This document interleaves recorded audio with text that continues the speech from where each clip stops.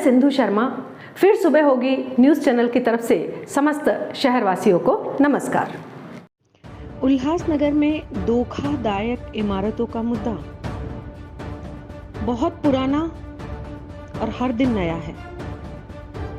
बहुत पुराना इसलिए कि कई सालों से धोखादायक बिल्डिंगों का मुद्दा चला आ रहा है।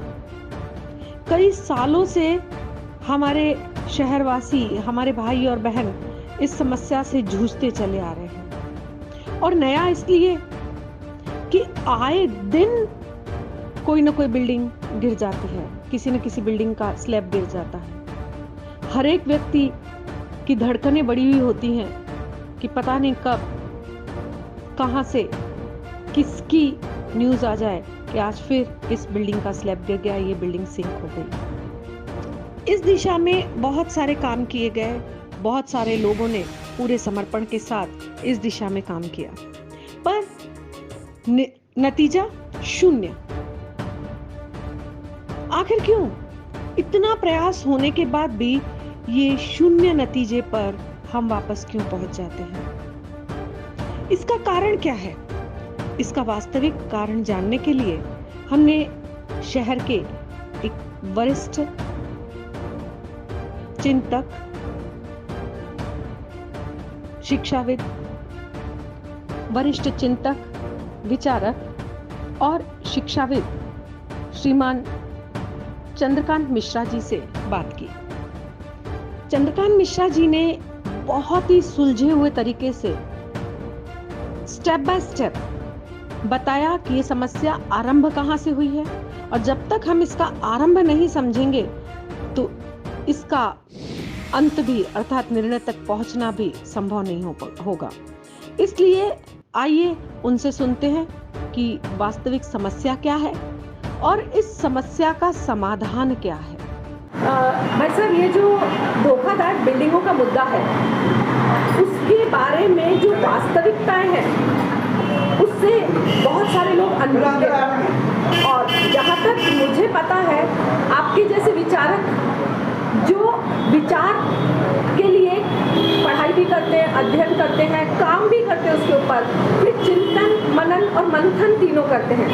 तो चिंतन, मनन और मंथन करने के पश्चात जो नवनीत निकलता है, जो मक्खन निकलता है, उन मक्खन रूपी विचारों से आप हमें अवगत कराएं।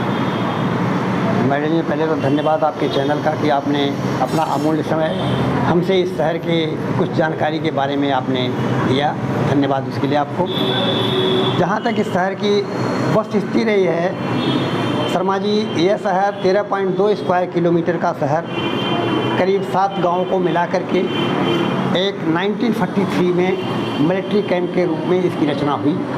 क्योंकि जब उसमें द्वितीय विश्व युद्ध की कल्पना की गई थी तो उसके लिए एरिया को लिया गया था और ये मिलिट्री कैंप के रूप में बनाई गई। लेकिन दुर्दैव से स्वतंत्रता के बाद 1947 के बाद जब भारत और पाकिस्तान का 14 अगस्त को विखंडन हुआ, उस विखंडन में जो वहाँ के हिंदी समाज के, सिंधी समाज, उसमें पंजाबी समाज के कुछ लोग थे, कुछ हमारे दलित समाज के लोग थे जो आज मराठा सेक्शन में कुछ लोग हैं, ऐसे लोग वहाँ से निर्वासित होकर के इस धरती पे आए, लगभग 60,000 परिवार। और उनको फिर से पुनर्वास करने के लिए ये कहा गया है जो वहाँ पे बैरके और ब्लॉक्स या जो बाथरूम वगैरह थे उनमें वो आकर के अपना 60,000 परिवार निवास करना शुरू किया। लेकिन वो पूरी अपनी संपत्ति वहाँ से छोड़ के आए थे और यहाँ की संपत्ति तो उनके लिए एक बैरक लंबी चौड़ी थी, तो वहाँ पे चटाइयों की टुकड़ी में ब्राउन छोटे छोटे बनाए गए और उनको दिया गया।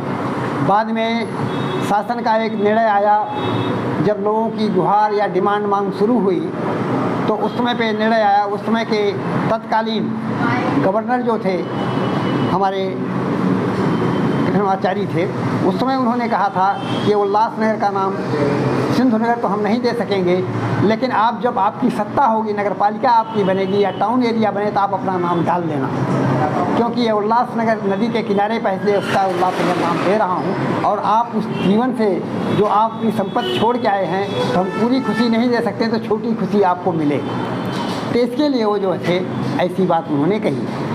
उसके बाद से धीरे धीरे एक पैक्ट की गई। उस पैक्ट का नाम था 1954 में वो पैक्ट बनाई गई। जो लोग वहाँ से अपनी संपत्ति छोड़ के आए हैं उनको रिहेबिलेट करने के लिए बिना मूल्य के उनको रिहेबिलेट किया जाए। तो कुछ लोगों को रिहेबिलेट किया गया, लेकिन बाकी लोग रह गए।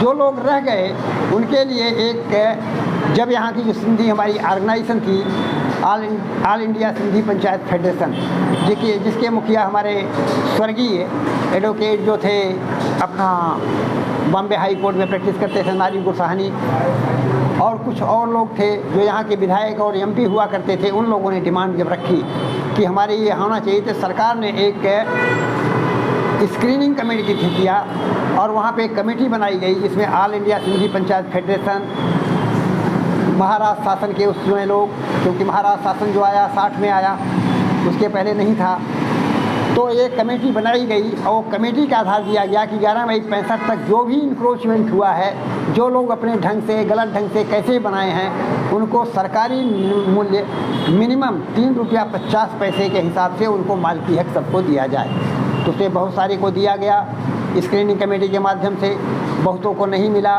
क्योंकि जैसे हमारी उस समय 74 में एक डीपी आ गई थी। पहले हमारी एक डीपी प्लान नहीं थी, पहले एक शहर की छोटी सी कमेटी प्लान बनाई गई थी।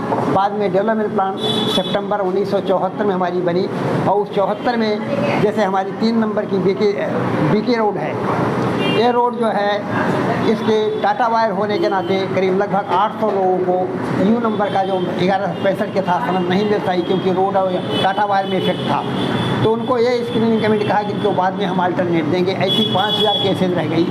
और जो बैरेक के आगे या ब्लॉक के आगे एक्सटेंशन किए थे, ऐसी 12000 केसेज थी, उनको जो है ई नंबर दिया गया और उनको हुआ कि इनका जो अगर प्लान से बाधित नहीं है तो उनको मालिकी हक दिया जाएगा।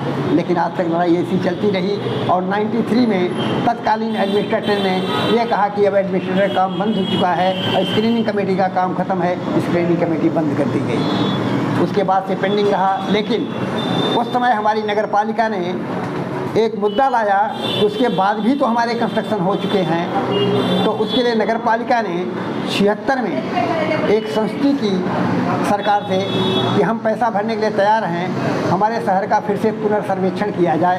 तो सर्वेक्षण किया गया, लेकिन आंशिक हुआ।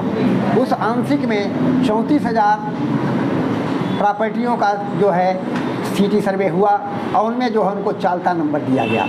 तो ऐसी 34,000 चालता number cases, 12,500 E number cases, 5,000 you number cases pending रही, जिसका कि आज तक सब सेटलमेंट कमिश्नर के पास कोई अप्लाई करता है, कोई कुछ करता है, ये सब आज ले रहे हैं। लेकिन उसके बैकग्राउंड में इस शहर के कुछ सरमाएदार ऐसे हैं जो कि रिजर्वेशन, जहाँ पे झोपड़पट्टियाँ आ चुकी हैं, जहाँ पे मकान बन चुके हैं, बिल्डिंगें बन चुकी हैं, वो जगहों को भी फर्जी सनद जो है, फर्जी पेपर बना करके वो लोग जो है उसकी क्लेम करते हैं सेटलमेंट कमिश्नर के पास में, और सेटलमेंट कमिश्नर से हेरा फेरी करके फर्जी पेपर बना करके जो है आज 20-20 हज़ार मीटर, 8-8 हज़ार मीटर, 10-10 हज़ार मीटर की सनद मांग रहे हैं वो मिनिमम रेट में। और ये सरकार, उप विभागीय अधिकारी, सेटलमेंट कमिश्नर का ऑफिस एक भ्रष्टाचार का अड्डा बन गया है, जहाँ पे कि 5,000 से लेकर 10,000 रुपये वार के हिसाब से सौदा होता है और मिनिमम प्राइस जो दी जाती है 11 मई 65 के आधार पर। तो आज इस शहर का एक बहुत बड़ा दुर्दैव है।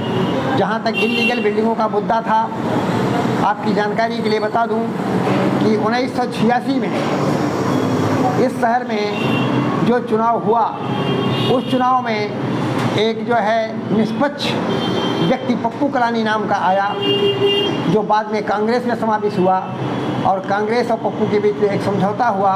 2.5 साल नगराध्यक्ष पप्पू कलानी, 2.5 साल गोप बहरानी। तो 2.5 साल के पीरियड में जो कलानी का पीरियड आया, उस कलानी के पीरियड में इन्होंने 86 के बाद 89 जैसे ही आया, 89 के बाद इन्होंने 20 रुपये स्क्वायर फीट लेते हुए गलत ढंग से रिजर्वेशन साइड पे, ओपन साइड पे बिल्डिंगों को बनाने के लिए दिया कि हमको 20 रुपया देते जाओ और आप लोग जितना चाहो 6 महले, 8 महले, 7 महले बिल्डिंग बनाओ, और लोगों को छलावा करते हुए ये बिल्डिंग बनाई गई। और 93 तक ये बिल्डिंगें जो बनी, जो आज गिर रही हैं, जिनका कि आज हाई कोर्ट में केस था।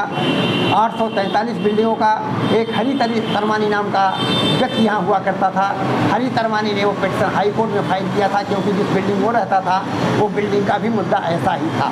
फिर बाद में 2000 बिल्डिंगों का मुद्दा आया, तो वहाँ के महाराष्ट्र शासन ने जब ऑर्डर दिया कोर्ट ने कि इनको सबको डिमोलिश किया जाए, तो हाई कोर्ट में महाराष्ट्र गवर्नमेंट ने एक एफिडेविट फाइल किया अटॉर्नी मिस्टर बोबड़े ने कि अगर इतने लोग ध्वस्त हो जाएंगे तो ये नहीं चलेगा शहर, इसलिए नागपुर पैटर्न पे या गुजरात पैटर्न के ऊपर जो है इनको रेगुलराइज करके कुछ पेनल्टी लगाते हुए इनको मान्य किया जाए।